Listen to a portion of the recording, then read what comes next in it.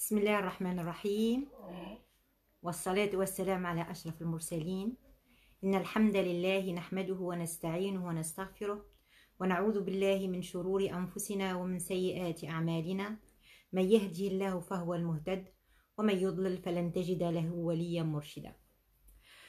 Nous avons vu ensemble que Zikr est une grande adoration. Nous avons vu que le Coran peut nous permettre une proximité avec Allah subhanahu wa ta'ala.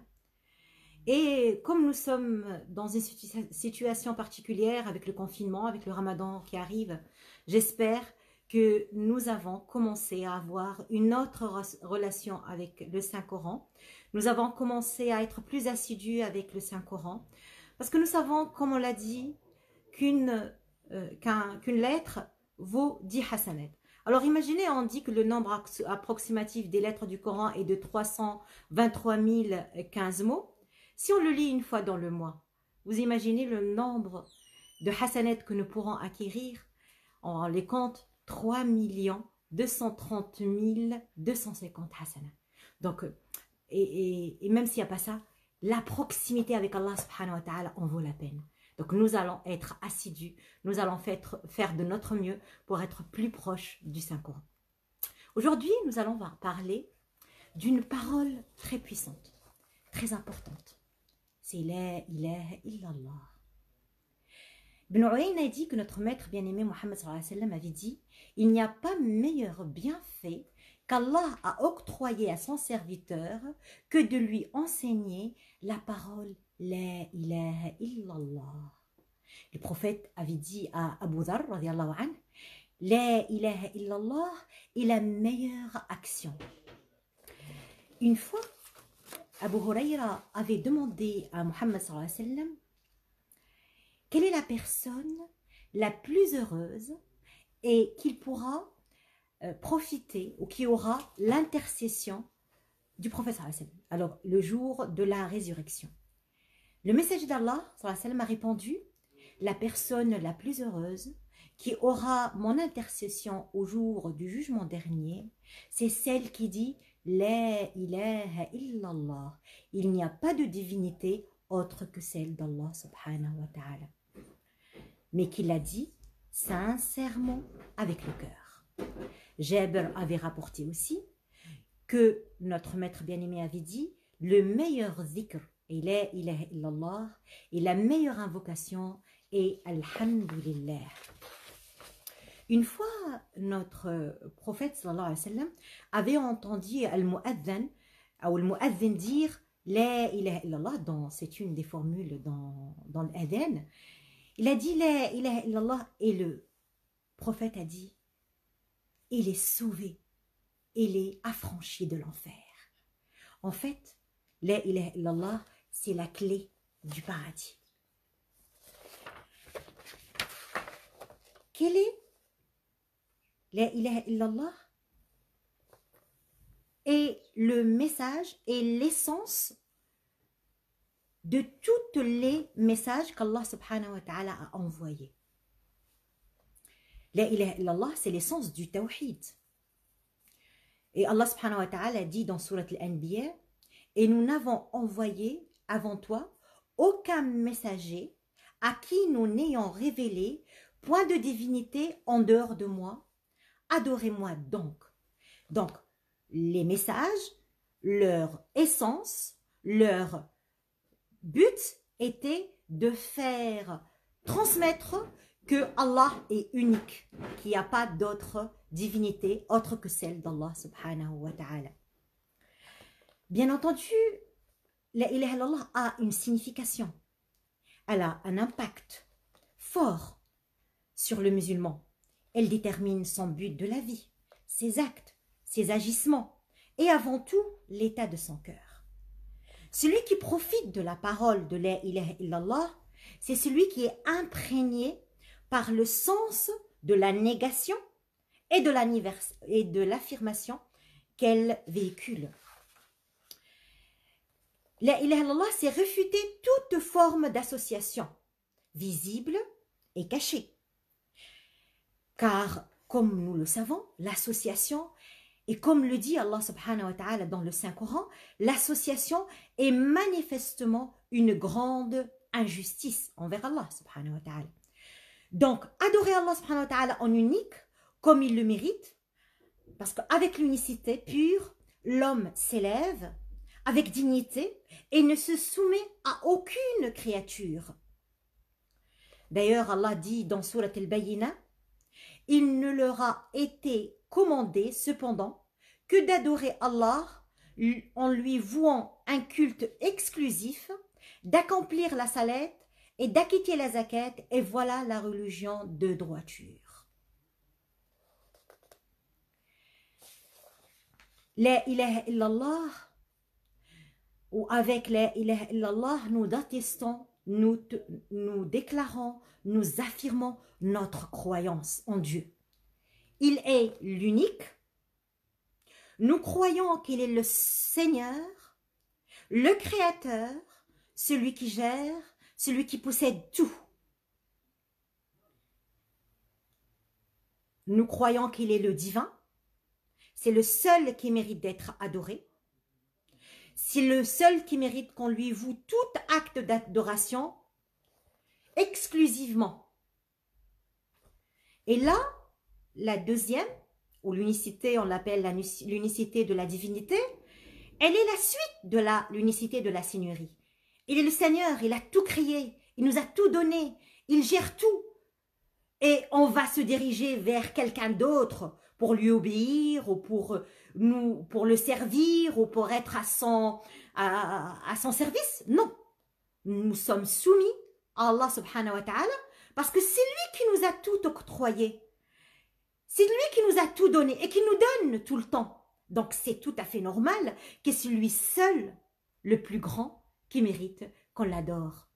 Et adorer, c'est aimer absolument et obéir absolument. C'est la définition donnée par Ibn al-Qayyim. L'adoration est l'amour absolu plus l'obéissance absolue. Et on ne peut pas aimer quiconque plus qu'Allah subhanahu wa ta'ala et son prophète. C'est une condition de foi d'ailleurs. Nous sommes croyants que lorsque nous aimons Allah et son prophète plus que nous-mêmes, plus que tout.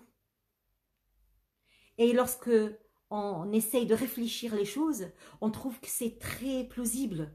Parce que c'est lui qui nous devons notre vie, notre bien-être à lui.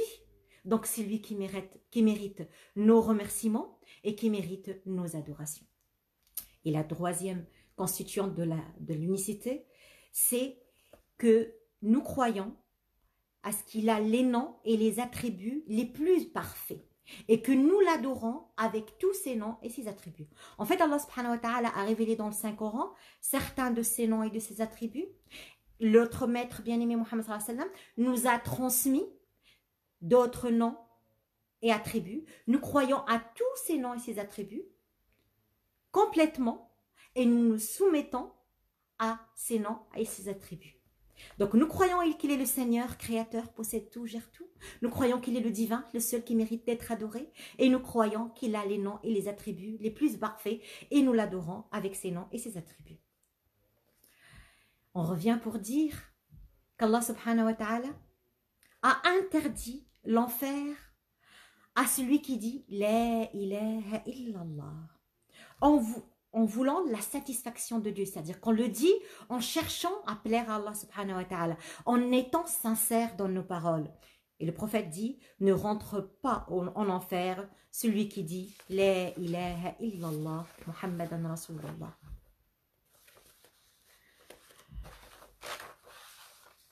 Il y a plusieurs hadiths qui nous parlent de l'importance de cette formule. Il y a plusieurs formes. Hein. Et on dit que cette formule, il n'y a aucun voile, il n'y a qu'un obstacle qui peut la retenir. Lorsque tu dis la ilaha illallah, elle va trouver son chemin pour arriver directement à Allah subhanahu wa ta'ala. Et Allah, il l'entend. Et vous savez que lorsqu'Allah subhanahu wa ta'ala, on nous entend faire du dhikr, le mentionner, l'évoquer, se rappeler de lui, l'invoquer, il est fier de nous.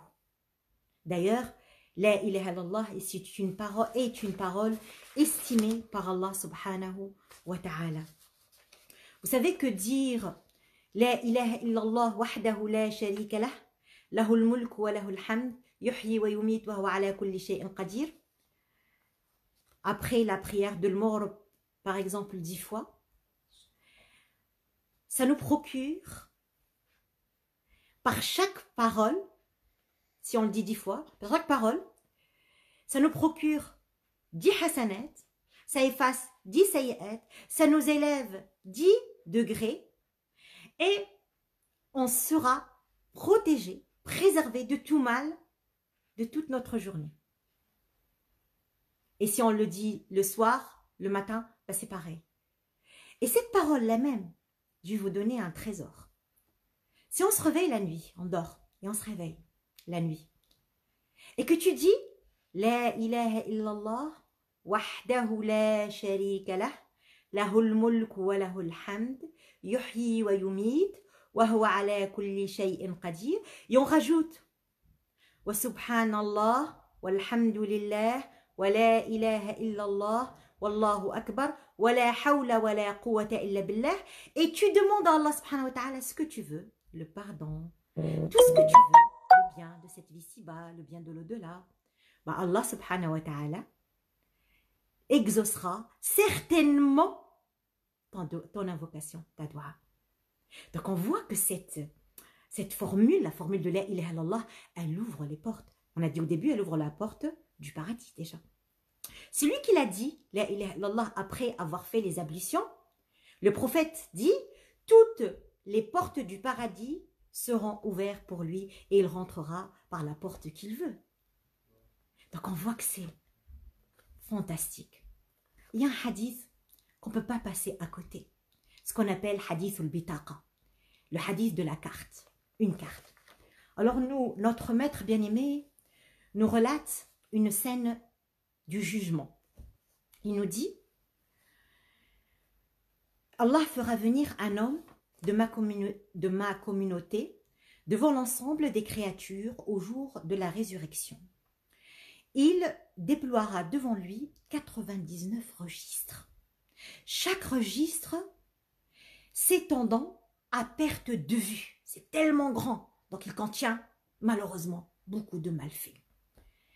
Puis il lui dira, Allah va questionner l'homme, il lui dit, renies-tu quoi que ce soit dans cela, ce qui est dans les registres? Est-ce que tu as quelque chose à contester? Est-ce que les anges, gardiens, scribes ont commis une faute, une injustice envers toi? L'homme dit, non Seigneur.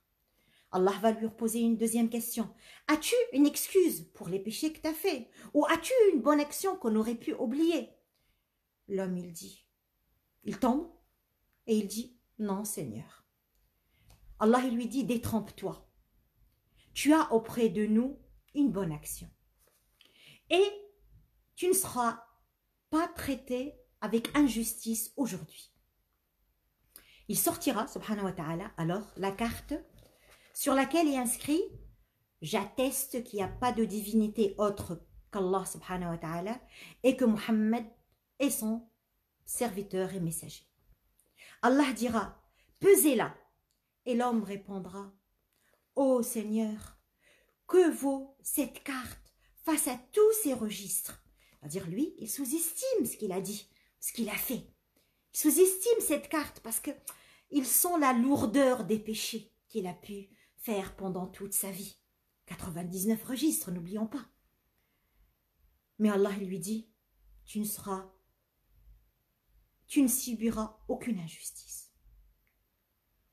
Alors, on posera les registres sur le plateau de la balance et la carte dans l'autre plateau. Les registres se soulèveront et même ils seront éjectés à terre tellement que la balance, tellement que la carte où est inscrit la ilaha illallah pèse lourd. Et d'ailleurs, Sayyidina Nuh alayhi salam avait conseillé à son fils, il a demandé, il a ordonné à son fils de dire la ilaha illallah, de répéter beaucoup la ilaha illallah.